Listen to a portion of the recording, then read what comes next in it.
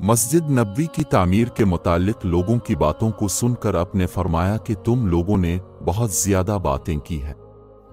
हालांकि मैंने नबी अकरम से सुना है कि जिसने मस्जिद बनाई। बिकिर रावी ने कहा, मेरा ख्याल है कि आपने ये भी फरमाया कि इससे मकसूद अल्लाह ताला की रज़ा हो, तो अल्लाह ताला ऐसा ही एक मकान जन्नत में इसके लिए बनाएगा। एक शख्स मस्जिद नबवी में आया और वो तीर लिए हुए था। रसूल अल्लाह ने इससे फरमाया कि उनकी नोकें थामे रखो।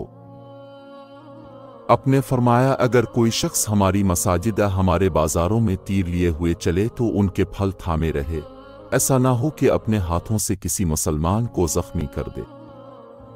मैं तुम्हें अल्लाह का वास्ता देता हूं कि क्या तुमने रसूल अल्लाह को ये कहते हुए नहीं सुना था कि ए हस्सान, अल्लाह के रसूल की तरफ से मुश्रिकों को अशार में जवाब दो और ए अल्लाह, हस्सान की रूह अल-कुद्स के जरिया मदद कर।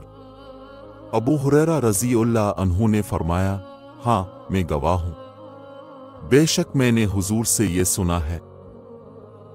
मैंने नबी करीम को एक दिन अपने हुजरा के दरवाजे पर देखा।